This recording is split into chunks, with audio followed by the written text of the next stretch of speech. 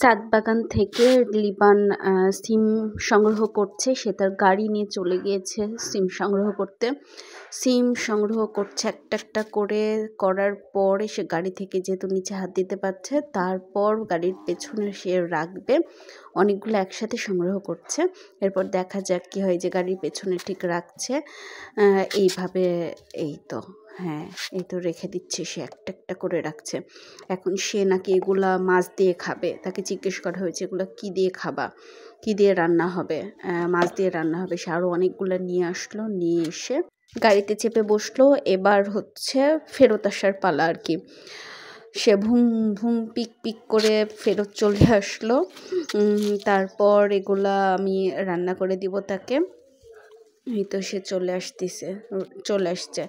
এবার শেষ, তার চলে আসা কমপ্লিট। আরও যাচ্ছে এবং আমি সেটা ভিডিও করছি আর কি, যা আমার কাজ। তো চলে আসলো, আসার পরে এবার কি হবে, এগুলা রান্না হবে। এর মধ্যে আমি আরও কয়েকটা তুলে নিলাম, কারণ ওই কটা দিয়ে তো আসলে হবে না, আমরাও খাবো। সো আরও কয়েকটা তুলে নিলাম সিম। দেখে সুন্দর করে ভালো দেখে আরও কিছু তুলে নিয়ে আসলাম। তারপর আনার পর এগুলাও রেখে দিলাম আর কি। আরও কিছু সংগ্রহ হলো। তো তারগুলা আমাদেরগুলা সব মিলিয়ে মানে একসাথে রান্নাবান্না হবে। তো সেইভাবে কেটে নিলাম, কাটিকুটি করে নেবার পরে এইভাবে আমি সেদ্ধ করতে দিচ্ছি। আমি একটু সবজি খুব সহজ উপায়ে রান্না করি।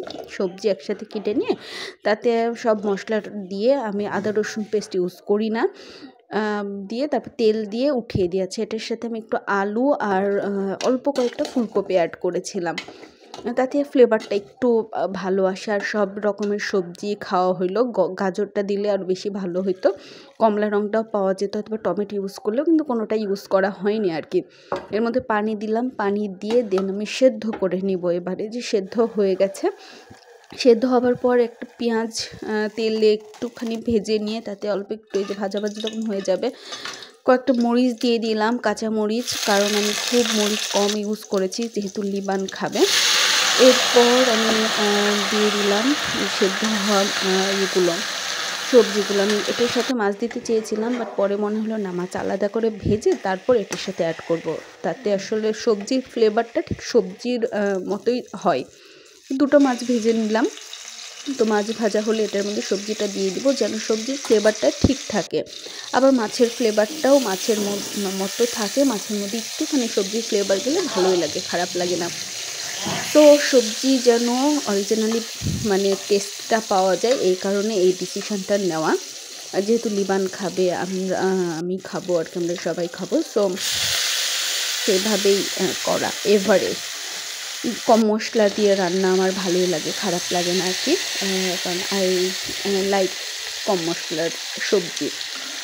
তো এই তো মাছের মধ্যে আমি সবজি তো দিয়ে দিয়েছি। এবার ঠিক এইভাবে একসাথে থাকবে কিছুক্ষণ, জাস্ট অল্প আছে, কিছুক্ষণ থেকে যাবে, তারপর এটাকে আমি নামিয়ে নেব। সো এই তো হয়ে গেছে, সুন্দর করে গুছিয়ে রেখে দিচ্ছি। তারপর আমি জালটা বন্ধ করে দিব, তার আগে একটু গার্নিশ করে নিচ্ছি আর কি। এই তো হয়ে গেল সবজির রান্না। এবার খাই দাই, বাই বাই।